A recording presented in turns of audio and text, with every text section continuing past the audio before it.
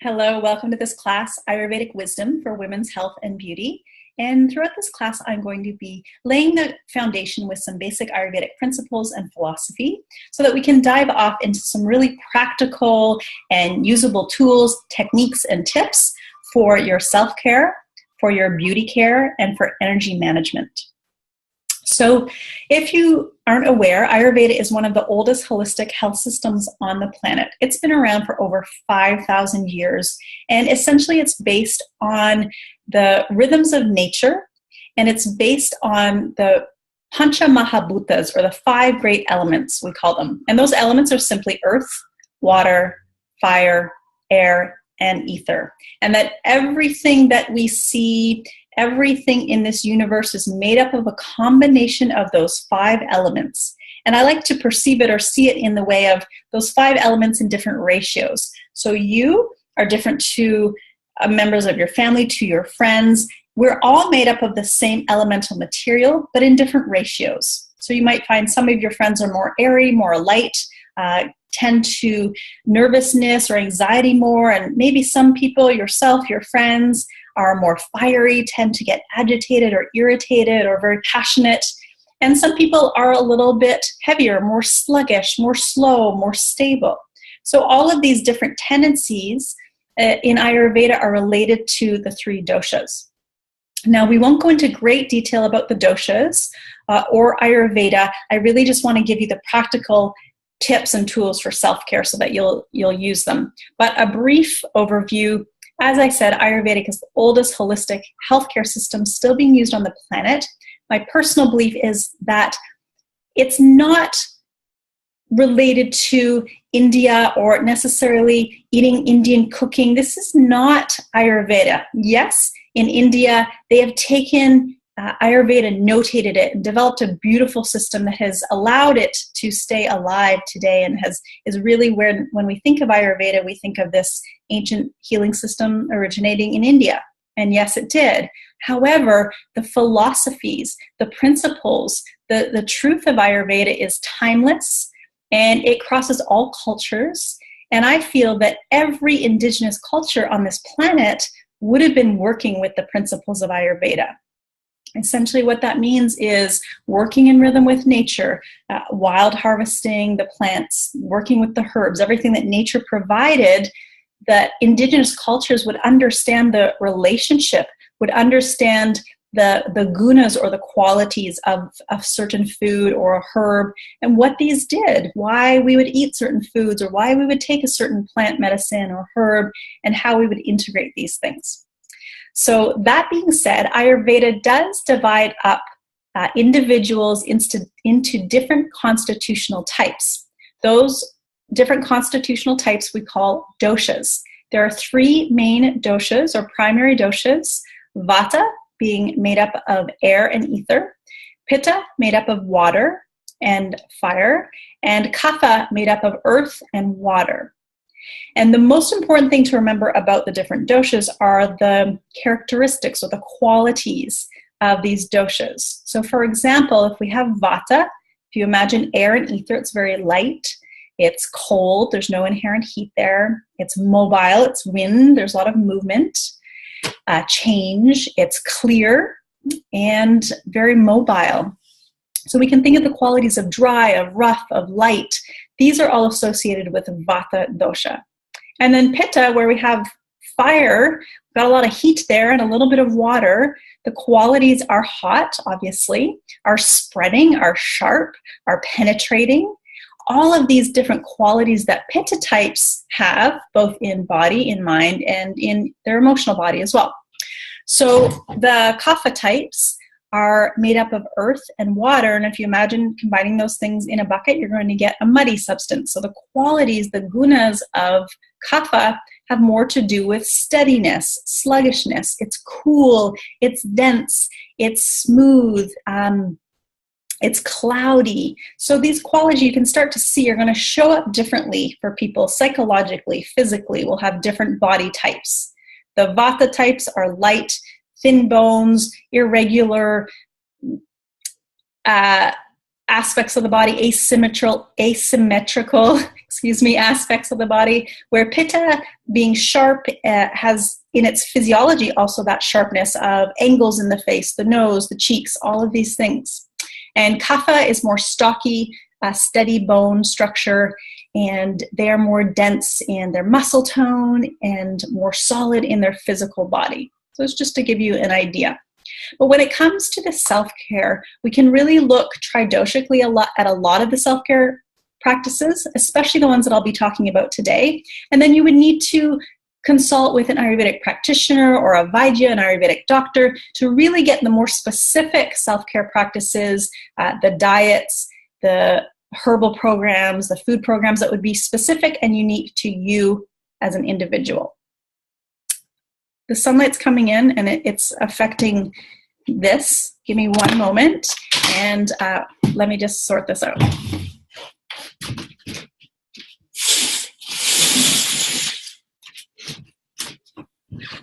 Thanks for your patience. I just didn't want that to be a distraction the whole time that I was speaking, and the beautiful sunset is happening and shining through. So let's talk about self-care. Now, when you think about self-care, what comes to mind for you? I know for a lot of people that I've spoken with, a lot of my clients, they think, oh, it's a pedicure. Oh, it's when I go get a massage. It's when I go out for lunch with my girlfriends. So what comes up for you, first of all?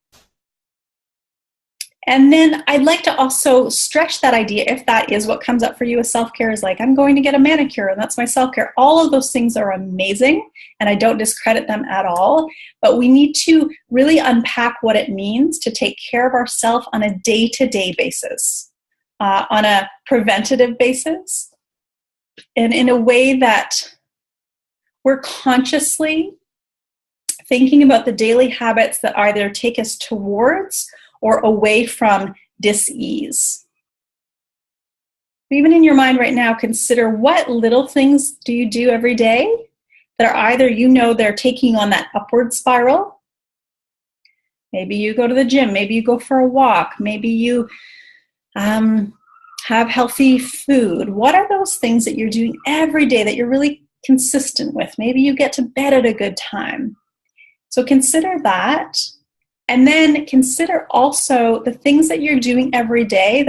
They might just be little habits that are taking you on that downward spiral.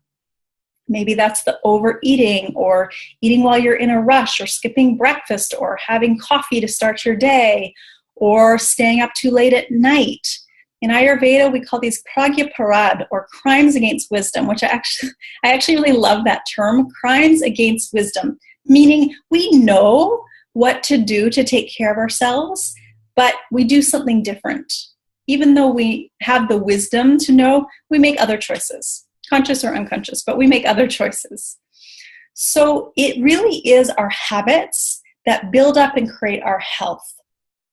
That can be mental habits, that can be emotional habits, that can be physical habits. They're all important. Just like spokes on a wheel, every spoke is important for keeping that wheel rotating in a really balanced way. Otherwise, if one spoke is missing and two spokes are missing, or however many get broken, over time that wheel gets distorted, and the more it keeps going down the street and the faster we go on that wheel, it just gets more distorted and distorted over time and over time.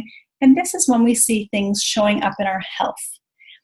We get to a breaking point where either the body starts saying, hey, you're not treating me properly, and symptoms arise, to communicate with us simply. I always see what's going on in the physical body as a form of communication, that the body is simply saying, hey, wake up, pay attention, something's not on track, you're not in alignment. And oftentimes on a deeper level, if we really zoom out onto the macrocosmic level, I see with a lot of the clients that I work with on an Ayurvedic basis, or something I do called bioenergy healing, that oftentimes when it comes to critical illness, disease, injury, accident, there's a deeper calling of the soul. So this is like the really loud bang at the door. Often physical things, mental things that might be aggravating or irritating, but we can kind of get by still in our life and cope. We ignore those. We don't heed the call, we don't give them the time, the energy, and then that progresses, right? Maybe it's weeks, months, years later, that what started out as something small, maybe just some digestive issues, some constipation, some bloating, some heartburn, whatever it may have been that was small, mild, maybe transient, so it would come and go. We wouldn't give it a lot of energy or focus. Over time, this imbalance can go out and go into deeper tissue layers, or dhatus, we call them in Ayurveda, of the body, and lo and behold, disease manifests in time. And it's just a matter of time, and depending on the state of your immune system, the state of your ojas or your vigor, your vitality, it just depends how long these things take to develop. But sooner or later, it's rare that somebody can keep trashing their body or even maintain a negative mental state consistently and for years and not end up having some discord in the body. So just consider, what are the things that you're doing that are upward spiral, and what are the things that you're currently doing that are moving you in a downward spiral? And there's probably some of both, right? It's not just, oh, I'm doing everything really positively. And if it is, we have to look underneath that, and is there some kind of control even, or some kind of odd motivation to have it all perfect, perhaps? Or we look to on the other extreme of doing everything that's sort of bad for us in the negative realm. And again, what is the motivation through that? Is that self-sabotage? Is it just lack of awareness or understanding? Is it depression? Is it anxiety? So seeing not only what the external manifestation is of the habit, but what's underneath it. What is the motivation? Because a lot of times we can be motivated for health and healing, but from a very distorted place. So we're again wanting to perhaps control, or we're doing something out of self-loathing. For losing weight, for example, I have a weight loss program and work with a lot of women where the initial motivation, it comes from a place of not always feeling good enough or feeling down on oneself. And that maybe isn't a bad place to start, because we usually wait till we hit a point where we just can't take it anymore with our health or with some symptom that we'll wake up and do something about it. But soon we have to shift into really choosing our daily habits from a place of just wanting to feel better. So from a deeper place of love and acceptance and respect for our body, for our temple, for our mind space, for our emotional body. So I hope that makes sense. I kind of wish we could chat here a little bit more and interact in this way. But if you do have any questions, feel free to reach out and send me an email after the fact. I would love to hear from you and hear your thoughts on this little class as well. So I'm going to give you a few very basic but very essential Ayurvedic self-care tips. The very first thing to do that I feel when you wake up in the morning is to set a Sunculpa. Now, Sunculpa is a yogic term that simply means resolution or intention, a way that you want to move through your day, something that you would like to experience. So when you live intentionally, you are more likely to move along that vibrational trajectory. If you just wake up and get out of bed, you're often going to be in reaction to what is. So if you wake up and it's a gray, cold, damp, awful, yucky day outside, if we're not kind of on top of our game, and if we're not working proactively and with conscious intention, we'll often slide into feeling bummed out and going, oh gosh, isn't the weather awful? And then we get to the store and everyone's mumbling about the weather. And then we get to work and everyone starts complaining about the weather. And what that does collectively too, we're going in that downward spiral. So by having a specific Sunculpa and intention, and I suggest that you always have your intention in positive language, that it's short, because this is working on the subconscious level. So we don't want a lot of long, convoluted paragraphs, just a short statement. It could even just be one word, but a short, positive statement that is something that is really meaningful to you in your life. So maybe you just want to experience more peace. So if peace is your Sunculpa, is your intention, I often recommend for you to say, I am in front of your intention. So I am peace. Or if your intention is freedom or flow, or you want to experience more gratitude, I am, and then your intention after that. But that's just if you really want to make it very simplistic. So waking up before you do anything, before you start thinking about what you have to do for your day, before you even plant in your mind that you don't want to get out of bed, before any of that, be aware that you're alive. Take a breath. Feel your body lying in the bed. And at that point, set your Sunculpa. I often use the one, and I teach this, and it becomes sort of fun in our teaching, just today is a great day.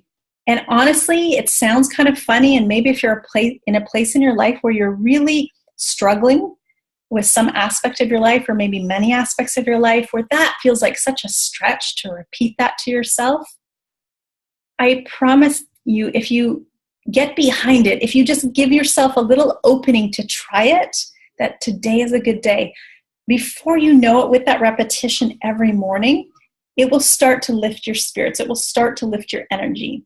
So part of the thing with Sunculpa or intention is not just saying it verbatim like a robot. It has to be, we connect the mind and the heart together. And in this, there is the power of the intention. It's not just saying it. It's not just reciting affirmations. There's no power in that. What we're wanting to do is affect our vibrational resonance. So we have to emotionally get behind the Sunculpa.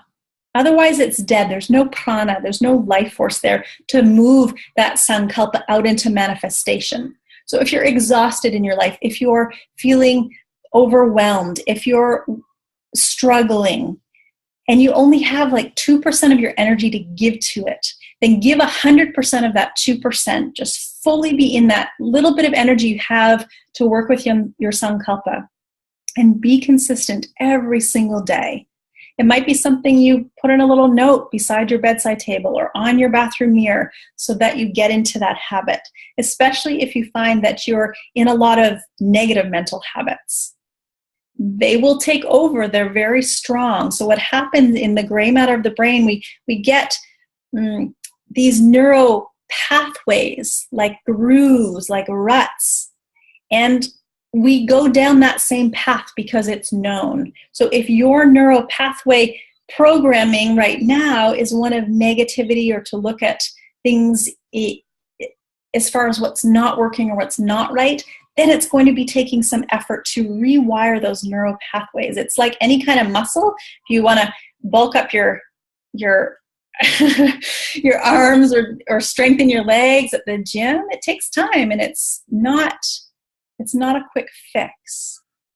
But through repetition, through consistency, and through that commitment, you will begin to feel the vibrational resonance within you. And all that means in layman's simple terms is you feel better. The energy is lighter. It's not so dense. It's not so heavy. And that's just a more easy place to hang out in this human experience and human existence. So Sunculpa, your intention, is key.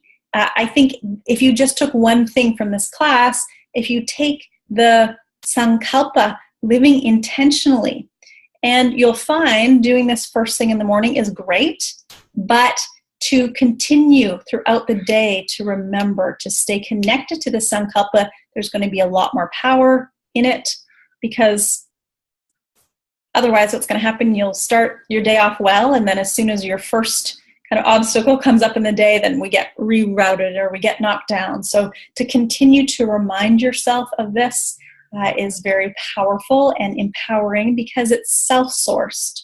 You're doing this for you, and it has an effect on the brain chemistry. So that's the first thing. After you do that in your bed, get out of bed, go right to the bathroom and scrape your tongue.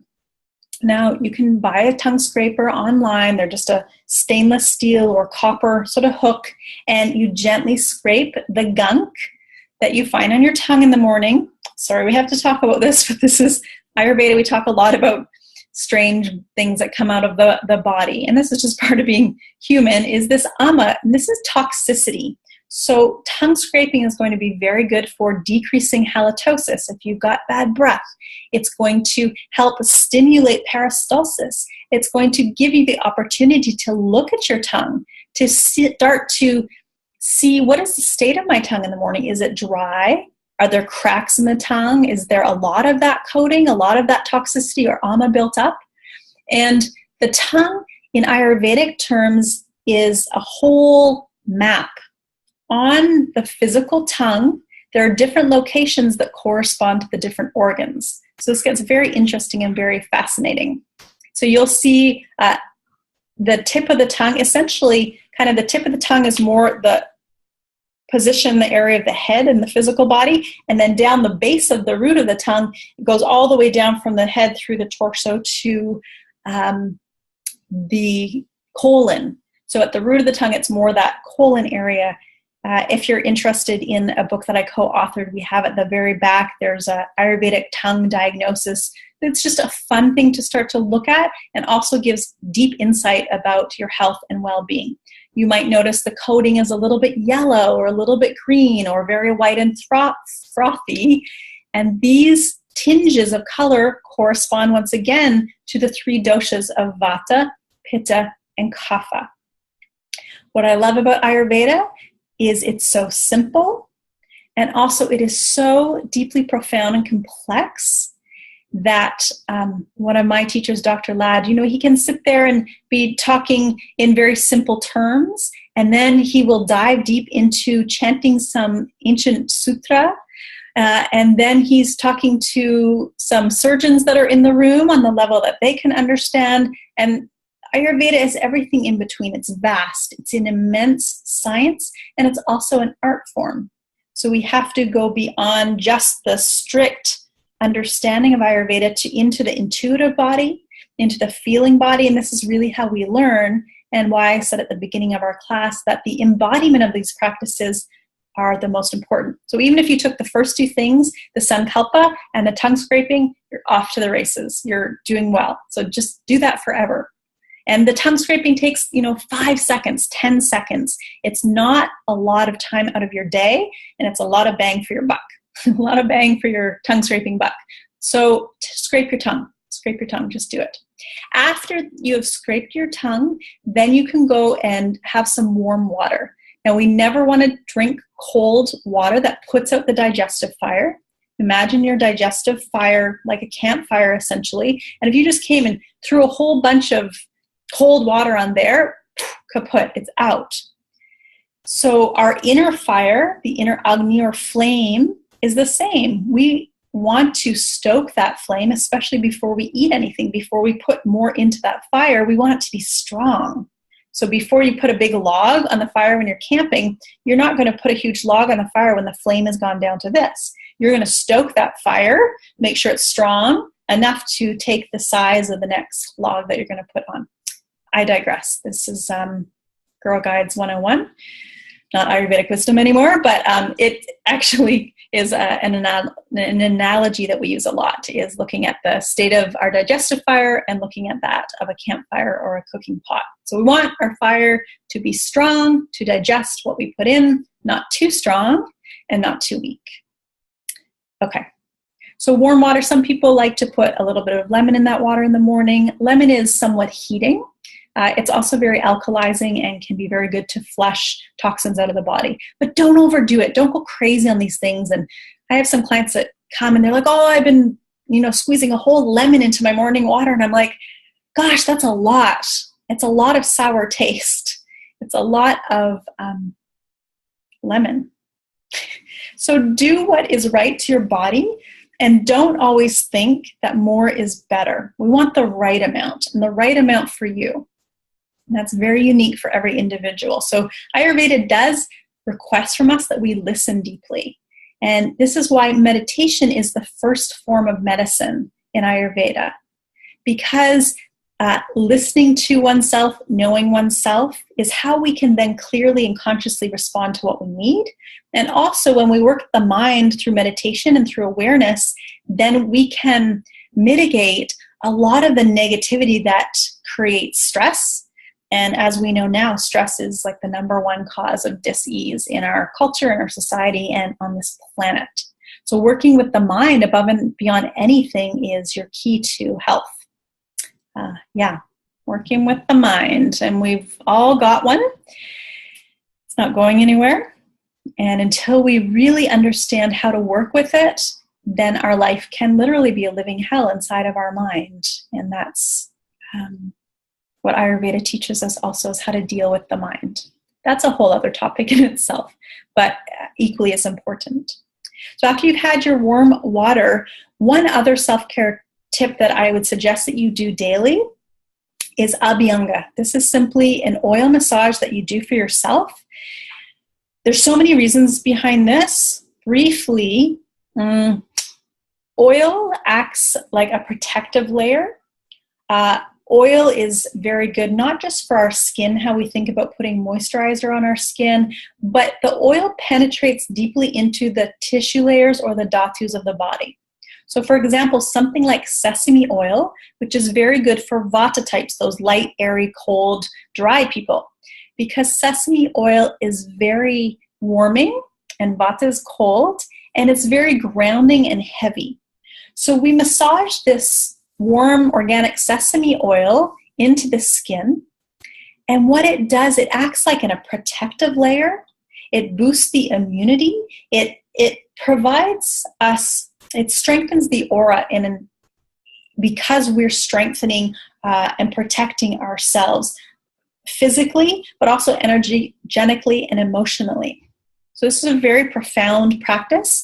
And the word for oil is sneha. Sneha also means love. So every time you do your self-abhyanga, your self-massage, not only is this good for your immune system, is this strengthening to your whole body, to your nervous system, to your bones, to your muscles, it's also a form of self-love. And there's so many benefits to massaging lovingly into your body. Raises your oxytocin levels and creates the good feeling hormones in the body get to be released. So instead of just unconsciously slapping the oil on your body and massaging it in, again, consciously, lovingly, when I massage the oil into my body, I appreciate my body. Thank you, arms. Thank you, knees. Thank you, legs, for carrying me this far. So that real deep gratitude as we move through these practices. And that's what takes them to the next level of their power and their impact, is that consciously doing them, bringing that awareness to whatever it is that we're doing. So for the Vata types, the sesame oil is a great choice for the type of oil. For the Pitta, the fire types who are really hot, they might find that the sesame oil is too overheating. So coconut oil is a good choice as it's more cooling and has a great smell too. For Kapha types, Kapha already have more weight, more oiliness in their body, and so they don't need as much of the oil. They don't need as much of a abhyanga. They might actually benefit from something like oil brushing. So depending on the season and depending on that individual, of course, and what's going on with their body and their mind, but they're the types that don't need tons of abhyanga or oil massage because they're already kind of oily. They got a lot of that in their natural being. But if they do choose to do the abhyanga, then sunflower is a great oil. And the way that you're going to do this, best to heat up the oil. It just penetrates deeper and easier into the skin. You can do that baby bottle style, just warming the oil up, massaging it towards the heart. So this is a lymphatic massage. You're massaging in the opposite direction in which the hair follicles move or grow. And I usually just start from, hands into heart, ankles up the legs, do the belly, do the breast, do the shoulders, and get to my back as little or as much as I can reach behind. And then you can also massage into the scalp. Of course, you are going to get oily, but this is very good to do oil scalp massage for the brain, for our focus, for our concentration, for our immunity, for insomnia. So all of these things are going to benefit, again, from that oil penetrating in through the brain layers, or through the skull rather, and into the head that way. These practices have been done for thousands of years, and they're continuing to be done because they work. So don't underestimate the power of something that sounds simple and something that sounds a little flimsy even. This oil massage is essential if you're stressed out, if you have insomnia, if you feel a lot of fear or anxiety or worry, then this is a very wonderful way to rebalance. Honestly, if you did this for a week every day and just saw, okay, what's the difference from doing this practice every day for a week until now, you will notice a difference in your body, in your being, even in your emotions and in your nervous system. So one thing is for the for the ladies, is that when you're menstruating, it's said in Ayurveda to avoid doing the oil massage. And that's simply because when we're menstruating, we're detoxifying. Essentially, we're releasing a lot from the body through apana vayu, that downward moving force. And with the abhyanga, we're essentially building up or strengthening. So we just keep those things separate in separate times. So menstruating, we're just letting that process happen. And then outside of that time is wonderful time to do the abhyanga, the self-massage. Okay. Excuse me. So let's talk about some Ayurvedic beauty secrets. Always a fun topic, and not as glamorous as you might think. When we look at beauty from an Ayurvedic perspective, we start from the inside, and we look at what's the state of your bowel movements? What's the state of your digestion? How is your sleep? How is your menstrual cycle? So really, beauty of the skin comes from, the liver, from the lymphatic state, whether it's congested or free. It comes from so much internally, our digestion. All of these things are going to show up in our face, in our eyes, like the brightness of our eyes. Some people, you can just see them, they look tired, or there's a dullness there, or a deep fatigue that we can see in the eyes, or in the skin tone, or in the quality of the skin. So we have to first look at all of those things. Are you eliminating daily? And if not, if you suffer from constipation and have for a long time, call me. But above and beyond that, there's something called Triphala. It's a formula that we often recommend in Ayurveda. It's 3 fruits composed of Amalaki, Bibitaki, and Haritaki. And these 3 fruits combined act as a gentle elimination assistant, but it's non-habit forming. So of course you want to check in with your healthcare provider before you take anything. These are just for educational purposes, but Triphala can be such a wonderful herbal formula to take if you suffer from a slow-moving elimination or also from just that Vata-type constipation, where we would say that the stool is hard, it's like little rabbit pebbles, or maybe there's a lot of straining to get the elimination to happen. So that's just one thing that we can do for constipation. And like that spoke of the wheel, we would want to look in all aspects of the life and what is the underlying root cause of that constipation. Often it's connected to the nervous system, and a long-term state of the nervous system being in that over agitated parasympathetic state. So for bowel movements, Triphala.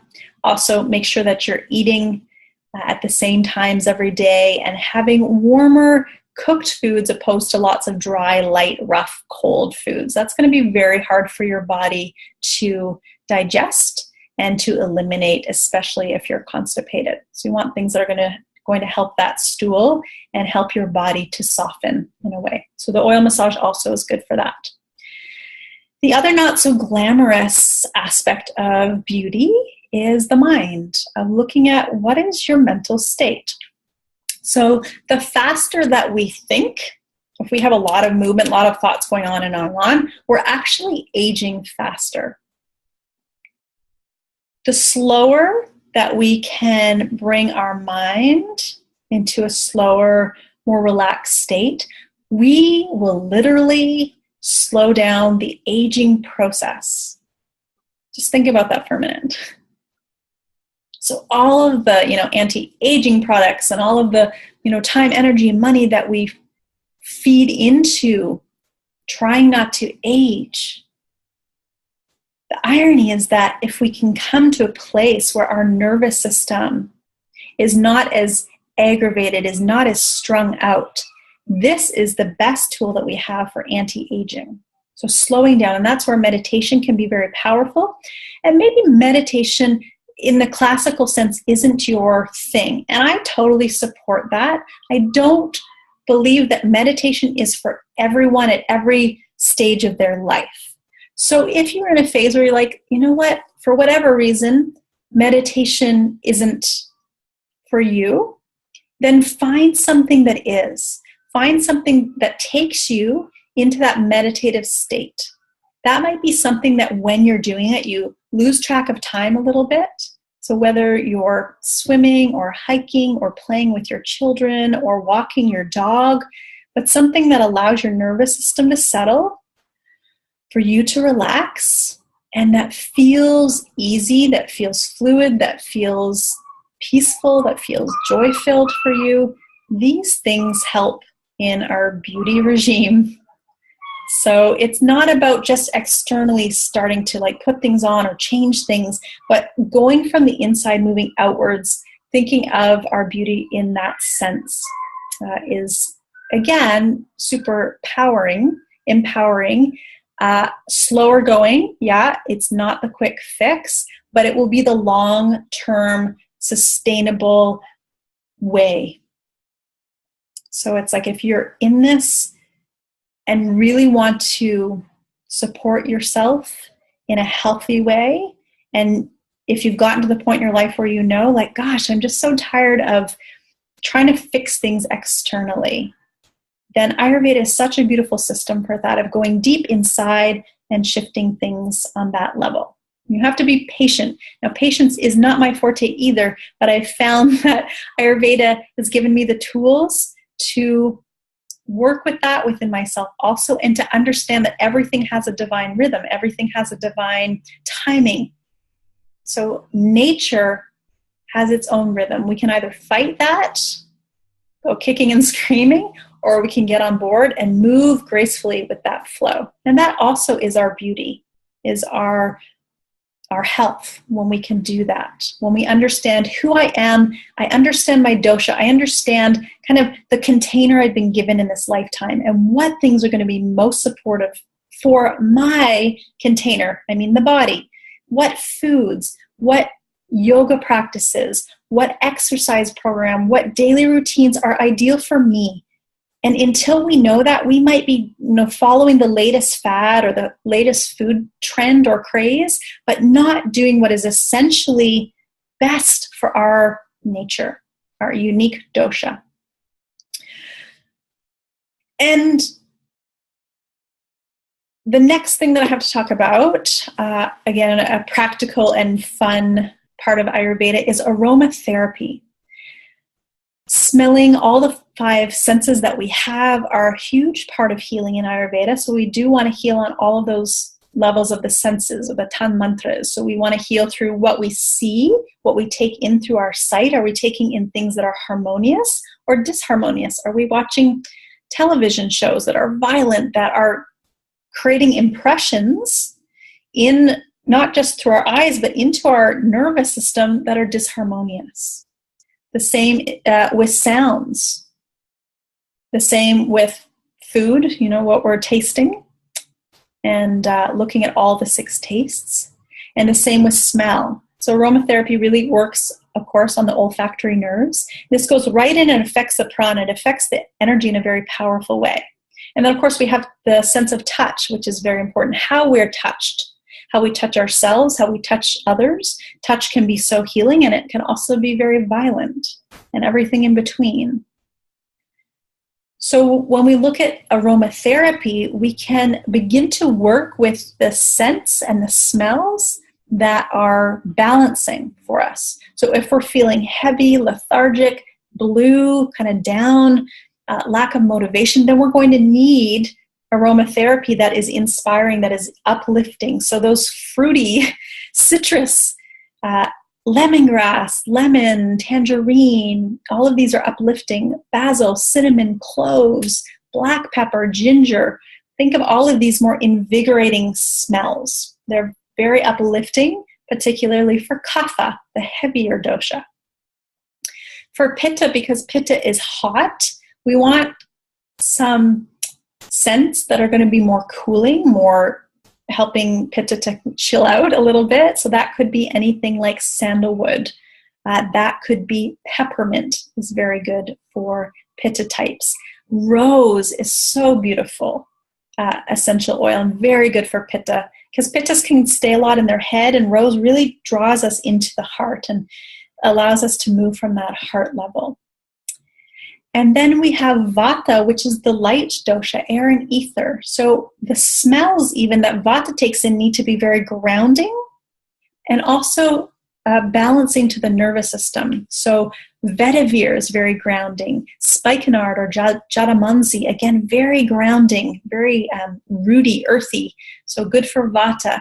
Things like lavender, geranium, these are wonderful for balancing, for calming the nervous system. Chamomile, all of these smells are going to be beneficial to bring in the balance. But what I always say with aromatherapy, I think in particular, is that you should go with what you like. So if you smell something, you don't even need to know the name of it. You can do a couple drops, palm inhalation of the essential oil, breathe that smell in. If you like it, that's the most important thing. If it feels like it's good for you, especially with smells, it's so primitive, it's so much just in us. What you like and gravitate towards that. I think that is important to listen in that way. Or you can go from looking specifically, okay, what is a good essential oil for my dosha? You can choose that way, but I think it's kind of fun and even more aligned with what your body's needing when you smell and see, oh, I really gravitate towards that one, or I'm really liking this one. So sometimes I'll go for like pine or cedarwood when I'm just wanting that clearing, or clary sage when just wanting that real clearing sense. Or maybe I'll mix clary sage and lemongrass and a little bit of lavender in a diffuser or a nebulizer, and that permeates my whole home space. Or I might put a couple drops into the bath, or like I said, do the palm inhalation, rubbing that into the palms. Or perhaps I'll make a little spritzer with distilled water and some of the essential oil drops. You can spray that on the face. You can spray it in the room. So many things you can do with smell. But bringing every level, and think about your healing through the 5 senses and bringing that into all you do. So how am I healing? What's my home environment? What am I seeing in my home? What am I hearing in my home? What am I smelling in my home? What am I feeling in my home? Are the fabrics rough? Are the textures sharp? Are the colors in my home aggravating? Or are they calming? Starting to look and ask yourself, is this supportive to me or not? So that is aromatherapy. Having some lighting issues. It's getting dark now, so I'm putting on a little light here. This transition, summer leaving us. Okay, a couple of things I've just been noticing in the media lately. There's lots of alternatives coming out in the mainstream for makeup removers and working with more natural products. I'm definitely not going to give you any recommendations for specific companies or anything for beauty products, but I think it's fun when we can make our own. And one tip that I wanted to leave you was for a natural makeup remover, you can use oil. So you can get some coconut oil and then a little cotton pad and use that coconut oil to wipe off the makeup. And this is a very inexpensive way. There's no harsh chemicals or anything on your face that way. You can just use straight up coconut oil and wipe off the makeup that way. And then what I sometimes will use after that is a non-alcoholic witch hazel. That acts like a toner. So after, you can take off the mascara or whatever it is, and if you want to use that on the face, then you can do so. We'll often also use oil in Ayurveda on our face in the way that we would use a moisturizer. Now, everyone's pH balance is a little bit different, and your hormones and your chemistry, so you have to find what's going to work for you. What I do, and this is my kind of beauty regime. It sounds funny when I call it that, my beauty regime. But in the summertime, I actually use a moisturizer that I'll buy at the store, And then in the winter time or fall and winter time, I'll use oil. I'll just use straight up oil on my face. But in the summer, I feel like that pitta part of me, like that's quite kind of can tend to get more oily, that using the oil on my face, it feels too oily. Sometimes it can counter, like putting oil on your face does not make yourself more oily, but for me, it just feels more oily. I don't like it. Some people love it. So please, again, try for you what works. And then in the wintertime, the oil works well because my skin tends to get more dry in the fall and the winter. So I'll just massage that in, and that works well as a moisturizer. So I just wanted to give you that natural makeup remover tip, and also the toner of the non-alcoholic witch hazel.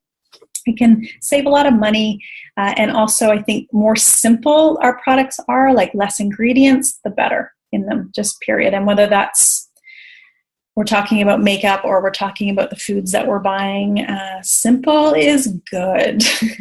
We don't need any more clutter in our lives. We don't need any more stuff. We really need to just let go of what isn't serving us, let go of what is no longer really supporting where we're moving into in our life. So the last section that I'd like to discuss is energy management. We've talked a lot about it in inadvertent ways throughout the class already, because our energy management depends on our mindset. We talked about the Sunculpa and living intentionally, and how we're looking at our moment-to-moment awareness and how we're moving through our day. So mindset is probably, like 90% of energy management and our energy levels. The other things, of course, sleep. Are you getting proper sleep? If not, you need to heal that. You need to change that.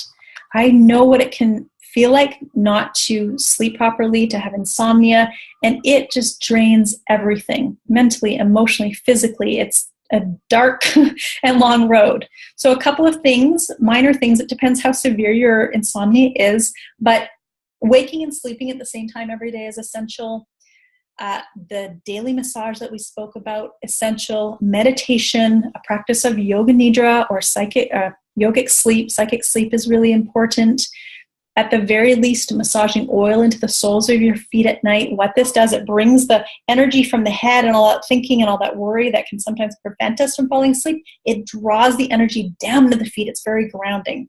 So proper sleep. We know this, but are we doing what it takes to come into a place where we are sleeping properly, where we're feeling good in our bedtime routines, that we're not up on the computer in front of screens? I'd say turn them off at least an hour before you're going to go to bed, and also that you're not eating late at night. You want to have at least 3 to 4 hours from your last meal before you go to bed, so that you're not going to sleep on a full belly, and then you're going to create ama, or that toxicity. You're going to put on weight that way. It's just not a healthy rhythm for the body. Which brings us to eating. Same things. We want to eat at the same times every day. The different constitutions, vata, pitta, and kapha, need different amounts of food, and they need different food choices. That's a whole other thing that we won't dive into today, and I apologize, but it's just, we could talk for a week or two on that alone. But if you're interested, connect with me individually, and we can dive into an Ayurvedic consultation where you get to learn, okay, what are the best foods for me? What are the best tastes out of the 6 tastes that I need to focus on for me? Looking at energy management, though, we have to look at the bowel movements. So eating, sleeping, bowel movements are important, and having a daily bowel movement is what we want to be having for our health. And if you're not having a daily bowel movement, again, take that seriously. It's not a minor thing. It might feel like not a big deal, especially if you've had constipation your whole life, or maybe you flip-flop back and forth with constipation, diarrhea, some sort of IBS, or these things we need to address so that they don't get amplified and don't go on any longer and create further disturbance in the body, because they will eventually. And then the other thing to consider, ladies, is the menstrual cycle. So how is your menstrual cycle? I know we've been taught to think that PMS is kind of normal. It might be normal, but it's not natural. There are cultures on this planet who, if you started asking them about their PMS problems, they wouldn't know what you're talking about because it doesn't exist for them. In the same way, menopause isn't a big dis-ease in some cultures as it is in ours. And how we've been taught to relate to our menstrual cycle, for most of us, is really warped. I know growing up, like, it was kind of a faux pas to talk about, or it was just really an uncomfortable subject to talk about, and maybe you talk about it with a girlfriend or at school in health class, but it really wasn't something to be honored. You know, if you had to sit at a gym class, it sucked, or it was just very uncomfortable, especially as a teenager, right? You're going through like awkward changes and things. And then we become women, and we've been conditioned to kind of just keep going through the days of our period like any other day. We see the tampon commercials. We're like, hey, just use a tampon, and then you can swim, and then you can bike, and then you can do all these things like a normal person. And really, that's a disservice to women, because this time of menstruation is the time to rest. It's a time to go inwards. It's a time of heightened intuition. And it's a time to celebrate our womanhood, as weird as that might sound to you. But it really is a time to celebrate our creativity and our ability to create, whether that's creating through procreation or creating through art or expression in any way that we create, but to come back to the rhythms of nature and to come back to the moon cycle, to how we are in rhythm with the external environment. So I just wanted to put that out there, that if you are struggling with PMS, with menstrual symptoms, there are Ayurvedic herbs that can help with this, so that you don't have to go through pain and bloating and cramping and mood swings throughout your life.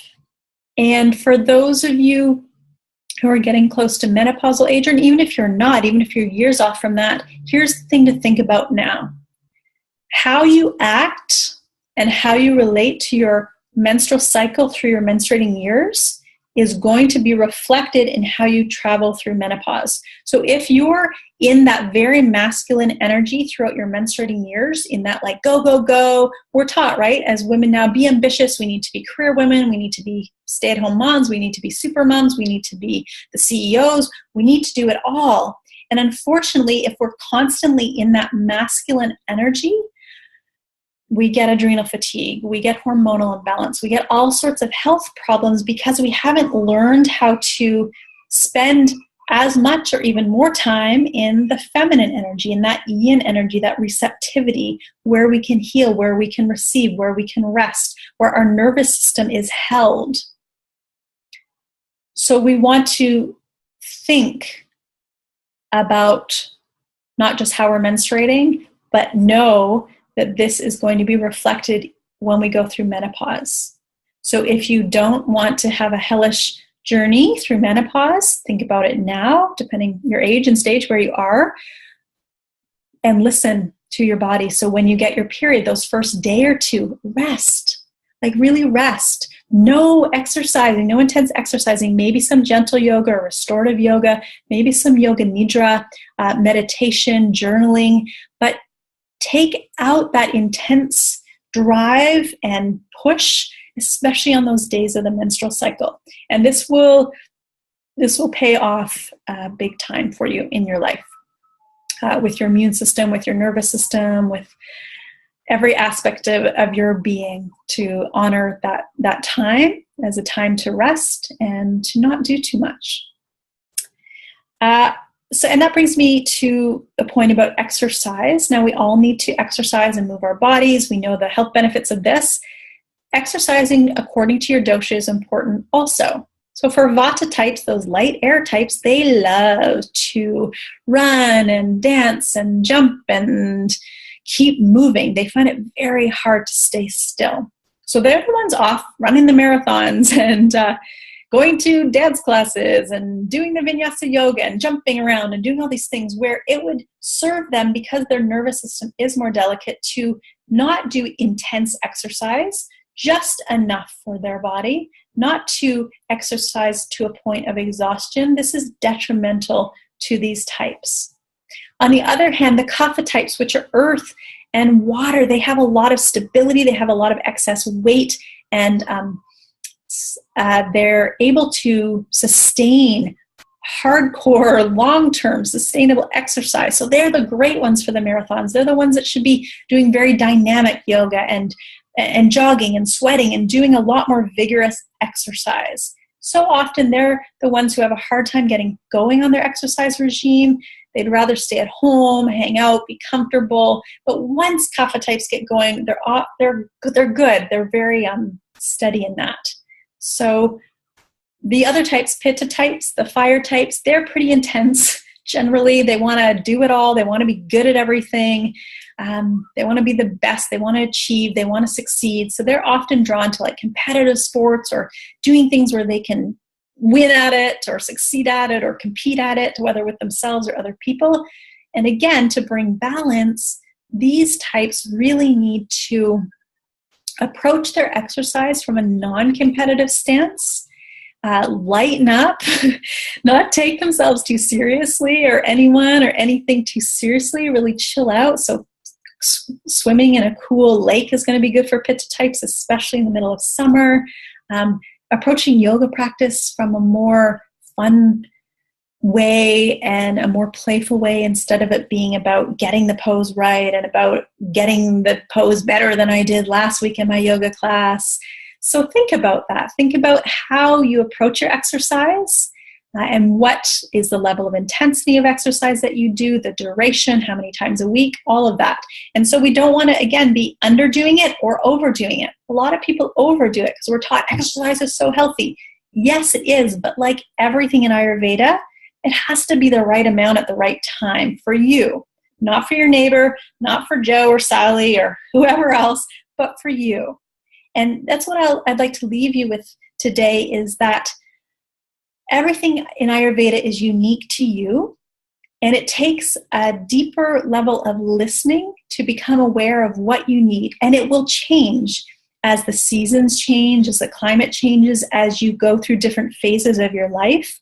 And as life is happening and you're going through a divorce or a job loss or a move, anything that is creating external instability will also create internal instability. So in knowing this, then we can work with it instead of feel like something's wrong or we're failing at life or failing at anything, but to simply understand the natural rhythms and how things are affecting us can be so profound in our shift of awareness and our shift of consciousness and how we relate to the world, to ourselves, to our partners in relationships, to our friends, to our families, to everything.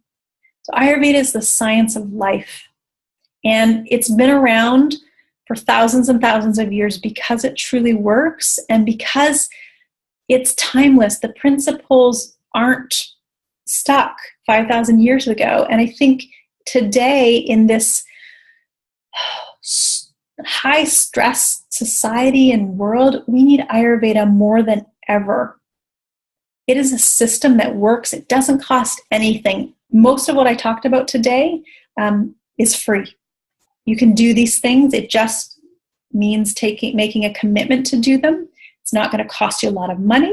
It's going to cost you some time, but it's also going to save you some time, and it's going to give you more prana, more life force. And that's really what this is all about, right? Our life is, in a way, energy management. How are you managing your energy? How much energy do you have? First of all, is the first question. And how much energy are you giving out? And are these things in alignment? Is there energy going in places that are out of alignment with your highest good, with your well-being? So we begin to peel back the layers in Ayurveda. So I hope that you can take away at least one thing, and I recommend that you take one thing from our class together and you work with it, whether it's the tongue scraping or the oil massage or the aromatherapy, doing some meditation, whatever you want to do, but start with one thing. Be consistent with it. Don't just try it once and be like, that didn't work. Like really try it out in your life. I would love to hear the results from you. Feel free to reach out at any time. You can connect with me at m@madurimethod.com. That's my email. So feel free to send me an email. Let me know what you thought about the class and if Ayurveda is working for you in your life. Much love and many blessings to you. And I hope to meet you in person sometime in the future, not just through this beautiful technology. Okay, namaste and be well.